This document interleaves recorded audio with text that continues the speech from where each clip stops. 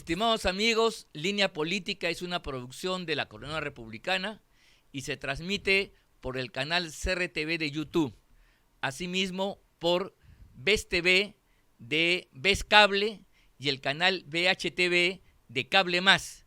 Igualmente se retransmite por el portal Abeja y Conectados TV. Este es un programa que conducimos conjuntamente con Enrique Valderrama para analizar aquellos sucesos que, producidos en una época determinada, siguen teniendo vigencia hasta el presente y marcan los derroteros del momento actual. ¿Cómo estás, Enrique? Muy bien, estimado Ángel, muchas gracias a todos los que nos siguen a través de las múltiples plataformas de redes sociales de la Coordinadora Republicana y evidentemente por VES Cable y por Cable Más también.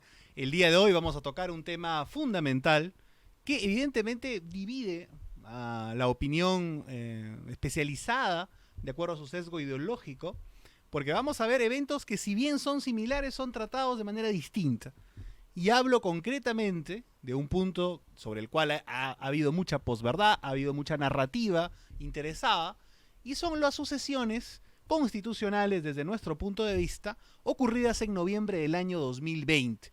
Vizcarra era el presidente de la República, compareció ante el Congreso, pensaba que era un trámite, dijo que 70 y tantos parlamentarios ahí no acusados de actos de corrupción no podían a él juzgarlo, pensando que era todopoderoso, y terminó siendo vacado ese mismo día. Sí. Ahí ocurre evidentemente una convulsión, entre comillas, social, que comparado con la que le ocurrió a Boluarte pues no es nada, ¿no? Pero ocurrió en efecto, y terminó evidentemente Merino renunciando y luego asumiendo Sagasti. Pero más allá de las renuncias, vamos a fijarnos estrictamente en la asunción a la presidencia de Merino, que muchos dicen que fue un golpe, y vamos a fijarnos en la asunción constitucional de Sagasti, a quien no califican este sector, digamos, interesado, como golpe de Estado. Bien, ¿Cómo ves el panorama de estas sucesiones? Habría que explicar el contexto.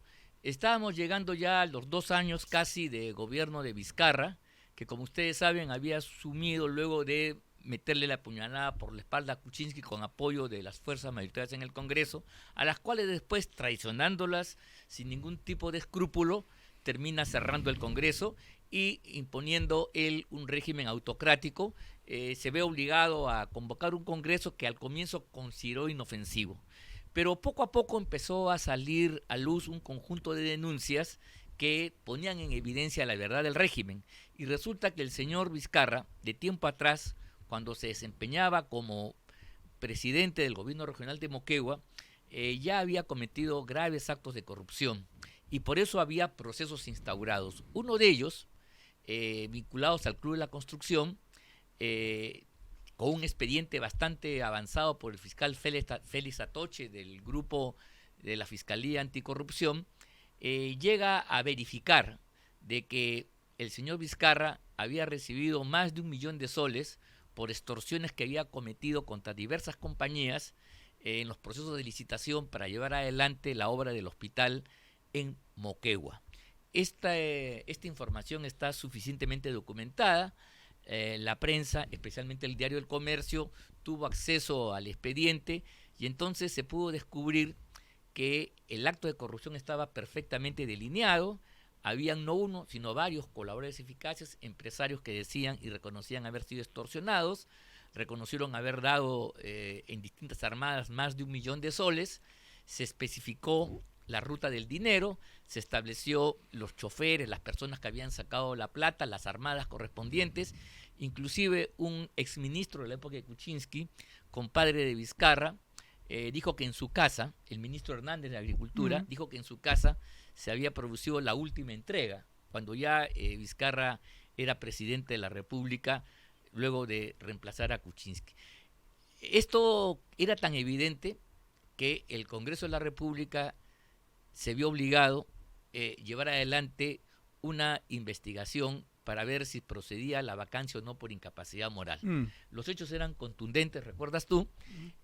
Al comienzo parecía que no iba a haber los votos suficientes, pero la torpeza de Vizcarra o la soberbia, en ambos casos ambas, hicieron de que se produjera una vacancia por más de 105 votos, superando ampliamente los 2/3 del número legal exigido para que se produzca esta situación. Ahí yo quiero anotar un punto Sí. importante, porque el Congreso pudo vacar al presidente de la República, Vizcarra, en ese momento, por dos razones fundamentales. Había un desgaste natural, habiendo evidentemente afrontado ya una primera luna de miel en la pandemia, es decir, después de asumir, pelea contra el Congreso, sube su nivel de aprobación, empieza a bajar, y la pandemia es aprovechada para explotar en un hipo de popularidad Sí. inicial, hasta que la población se dio cuenta que el cierre criminal que había tenido, obviamente, de la economía y de una serie de circunstancias, hace que empiece a bajar su popularidad, y el Congreso, a su vez, manejó una agenda populista Que alrededor no del era un tema. Congreso opositor necesariamente. Que no era un Congreso opositor, sino Que pero más aún, podíamos pensar que era un Congreso hecho a su medida. era un Congreso hecho a su Era medida el que Congreso lo complementario terminó, que iba a durar un año, el último año de gobierno, un año y que lo unos meses terminó más, devorando, ¿no? y que no participaban o participaban en minoría las fuerzas que habían adversado contra él.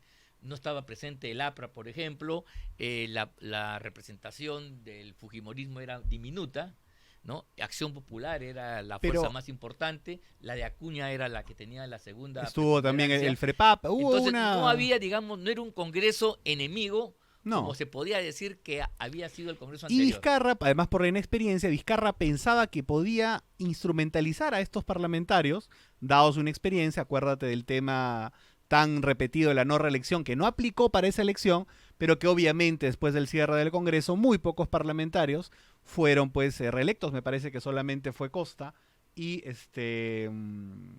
Alberto de la Unde y algún otro más por ahí que seguramente pudo haber sido, pero la mayoría eran nuevos. Pero ¿qué sucede? Que este Parlamento empieza a manejar una agenda populista que choca con la alianza natural de Vizcarra con algunos sectores empresariales, y empieza obviamente el Parlamento con el tema previsional, por ejemplo, de las AFPs, empieza a subir su popularidad, de tal manera que en el momento en el cual cruzaron ya esta segunda o tercera ya enfrentamiento fuerte, porque recuerda que había habido un intento de vacancia semanas antes que había fracasado, el Parlamento tiene para ese momento ya como 30% de popularidad, 30 y tantos por ciento, y Vizcarra 20 y tantos. O sea, ya en ese momento Vizcarra estaba más disminuido en popularidad que el Parlamento que lo termina vacando. Ese es uno, pero además de eso hay que decir, en honor a la verdad, que los hechos eran contundentes. Obviamente. O sea, no había ningún tipo de razón para no creer. Inclusive, una periodista que era oficialista, que había jugado a favor de Vizcarra, del cierre del Congreso, señaló de que si había un caso de corrupción clarísimo, porque eso lo habían dateado desde dentro de la Fiscalía, me refiero a Patricia del Río, de Vizcarra era contundente, no daba lugar a ninguna duda. Las pruebas estaban ahí determinadas, los hechos eran macizos, contundentes, se había recibido, habían testigos, colaboradores, la plata se había trazado su ruta correspondiente, todo acusaba a Vizcarra. Entonces simplemente el Congreso finalmente no hizo más que aplicar la normativa correspondiente ante un acto de grave corrupción y produjo la vacancia de Vizcarra, no por pocos votos, sino por una mayoría contundente que sorprendió a propios y extraños. ¿Correcto? Es en ese momento que entra justamente el tema de fondo de nuestro análisis. La reacción de determinados sectores frente al hecho constitucional, normativo, detallado, claro, evidente, que señala la Constitución, de ante la ausencia de una sucesión constitucional por la plancha electa, Claro. asume temporalmente el presidente del Congreso hasta llamar a elecciones Sí. generales. Y en el presidente del Congreso, en ese momento, era el señor Manuel Merino. Manuel Merino, ve usted, había sido elegido presidente del Congreso Complementario en marzo, a comienzos de marzo de ese año, 2020, poco antes de la pandemia, y por lo tanto no fue un presidente hecho ad hoc que tenía una vocación especial por querer tumbarse a Vizcarra ni nada por el estilo.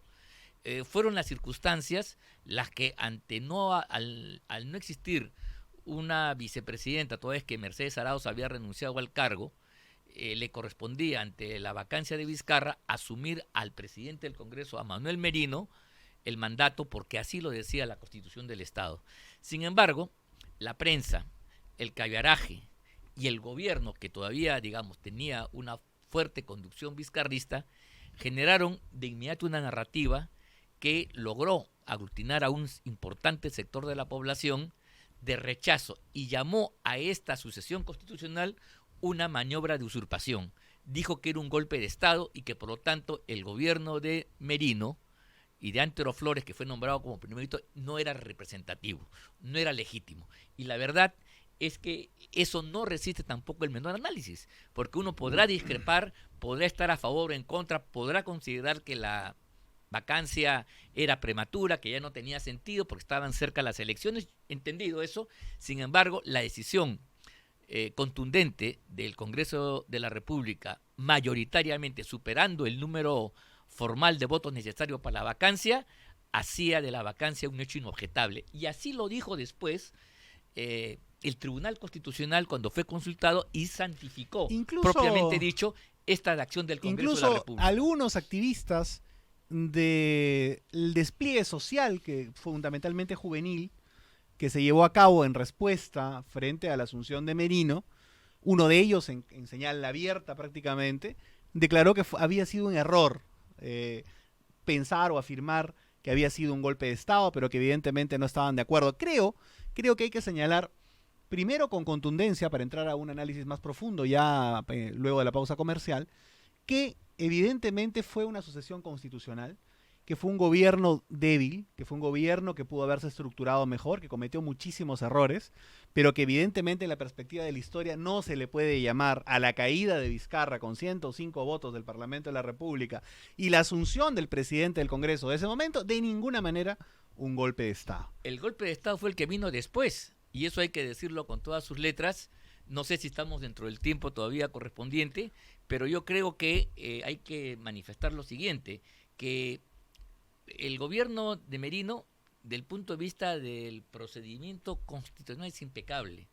Es un gobierno que, porque así dice el artículo constitucional, cuando no hay vicepresidente y vaca el titular de la jefatura del Estado, le corresponde asumir el mando al que en ese momento ocupaba la presidencia del Congreso de la República y el cual tenía la obligación de convocar elecciones en un periodo bastante cercano. Eso es lo que se iba a hacer en adelante, pero se generó una tal movilización donde incluso se provocaron muertes que a mi juicio fueron bastante intencionadas con el objeto de provocar la caída de Manuel Merino. Y lo que vino después, ¿no? El ascenso de Sagasti, sí es un gobierno que, bueno, formalmente hablando, también al ser elegido por el Congreso, reunía la condición de legitimidad. No podemos decir que hay fue varias cosas, una usurpación. Hay varias cosas pero ahí que fue son totalmente irregular del punto de vista, porque el señor Sagasti pertenecía a uno de los partidos más pequeños. Por eso, del yo creo que el congresal. proceso de cambio, ahí hay que analizarlo bien con Sagasti, y creo que eso lo podemos hacer ampliamente después del corte comercial. Vamos entonces a la segunda parte, luego de los mensajes comerciales.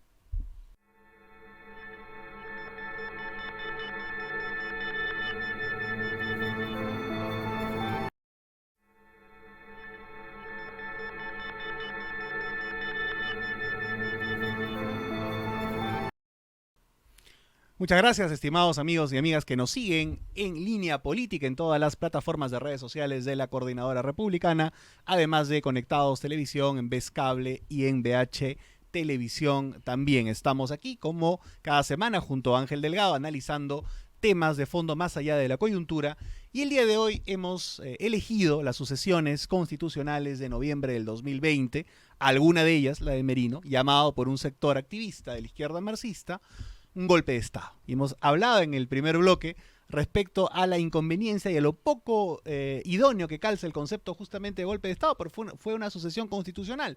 Y Ángel, antes de la pausa, hablaba respecto del asunto de la asunción del señor Sagasti, que naturalmente fue una asunción también constitucional, pero que delata además, y quiero empezar con esto, un enfoque muy complicado respecto al tema democrático que los mismos parlamentarios terminaron reivindicando. 105 parlamentarios aceptaron la presión mediática y evidentemente de otro tipo también, ideológica podríamos llamar, de tendencia, de moda, de que solamente podían elegir al presidente del Congreso, que iba a ser el presidente de la República, al haber renunciado Merino, dentro de los 19 parlamentarios que habían votado en contra de la vacancia de Vizcarra. De los 19 parlamentarios que habían avalado con su voto la corrupción de Vizcarra, Por supuesto. por el cual está siendo procesado. Por O sea, supuesto. esos 19 parlamentarios no dieron un voto de conciencia, sino dieron un voto a favor del delincuente Vizcarra, Voto que ya encubridor. estaba siendo procesado Voto por el Poder cómplice, ¿no? Judicial y que tenía el proceso suspendido en tanto acabara la presidencia para que continuara ya como corresponde. Bueno, y entonces se pone a pensar y dice, la democracia evidentemente se basa en el respeto de las minorías, lógicamente, es un punto fundamental, pero es básicamente también el hecho de la aplicación del consenso mayoritario. ¿Cómo es posible que 105 permitan que 19 les impongan esas reglas de juego y ellos siguieron el amén previamente a esto? Yo evidentemente quiero hacer una crítica a Merino, pues siento que ante la presión soltó rápidamente la responsabilidad. Yo no digo que lo que ha hecho Boluarte y todo lo que ha pasado, los hechos luctuosos, hayan sido positivos, pero vemos una diferencia lógicamente ahí de carácter bastante marcado. Renuncia, pero antes de eso ya el Parlamento, Alianza para el Progreso, el señor Valdés, que en ese tiempo quedó dirigiendo el Congreso de la República, tuvo una actitud absolutamente inapropiada desde mi punto de vista, de prácticamente citarlo y decirle o invocarlo a que renuncie, Sí, prácticamente. No, y lo hizo después Keiko Fujimori. O sea que en honor a la verdad, si bien es verdad que el señor Merino estuvo lejos de comportarse como un estadista en una situación extremadamente difícil, y subrayo lo de extremadamente difícil de la coyuntura, muy complicado, que no es muy fácil pedirle comportamientos, claro, en ese momento cuando, después es sencillo porque se dice, esto pudo hacerse, ¿no? Pero en ese momento la verdad es que a Merino le quitaron la alfombra, justamente los congresistas, aquellos que habían votado por él, aquellos que lo ungieron y ante el cual juramentó como presidente de la República. Entonces, claro, Merino, al verse sin el respaldo del partido de Acuña, sin verse sin el apoyo de Fuerza Popular, de Keiko Fujimori y otros partidos que además pusieron el rabo entre las piernas y en una actitud vergonzosa, Enrique, capitularon no solamente aceptando y pidiendo la renuncia del presidente, que repito, era legítimo y constitucional, sin duda alguna, sino que además permitieron que los dos partidos minoritarios del Congreso, me refiero el Partido Morado y el Partido de Juntos por el Perú, ¿no? Partidos radicales, de partidos del señor Guzmán, finalmente tuviera uno la presidencia del Congreso y otro la presidencia de la República.